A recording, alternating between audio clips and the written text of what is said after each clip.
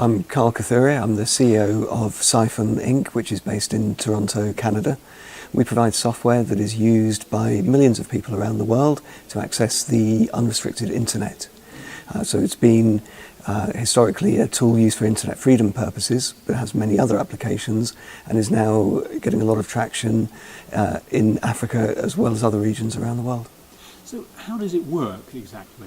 Basically, Psiphon provides a secure tunnel between you as an end user and our network. It then retrieves content from the internet for you and basically protects you against local snooping on the network, as well as giving you access to content that's otherwise blocked.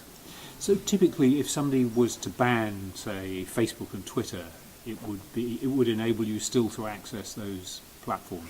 Yeah, so we're finding that social media blocking is one of the main drivers for increases in use. And going back a couple of years to a situation in Iraq where social media was blocked, we had numbers jump up from around 5,000 a week to close to 2 million. And this is simply because people want to get hold of things that government is trying to kind of stop them. Yeah, what we find is that really social media blocking is a very sort of short-term thing. It doesn't really work because people know that there's software available that helps them get around it. So when social media gets blocked, the immediate reaction from people is to go and find a way to get to social media. And we've seen several examples, haven't we, in Africa of cases where social media has been blocked, usually around or before or after elections. That's right. So Africa is certainly growing for us and has grown a lot over the past year. One of the most notable times was in Uganda earlier this year when blocking of social media around the election period led to a surge of around 200 times as many people as we would normally expect in the country. And what are the sort of numbers of users you're getting in some of the typical countries? Well, we've had a few big surges in Africa, most notably really in Morocco and Ethiopia this year. Morocco due to blocking of WhatsApp, and Ethiopia seemed to be really because of trouble in neighbouring countries. We've seen numbers grow to as many as sort of 200,000 uniques a week in that country.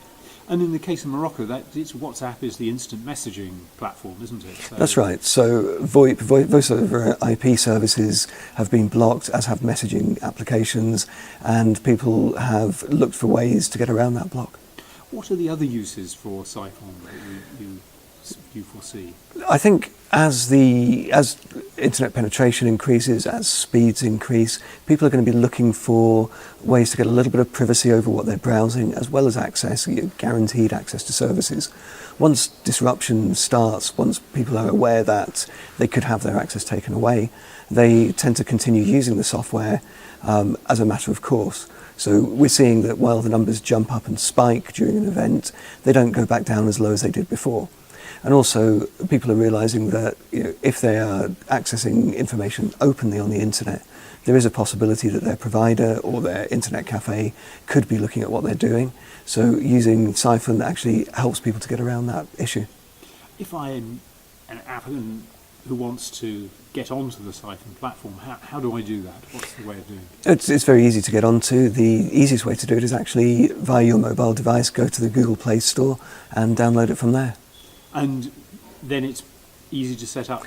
It requires no setup. To get it working by default, it's just a case of clicking start and the application will begin. It'll automatically load up and get you connected to the Psiphon network.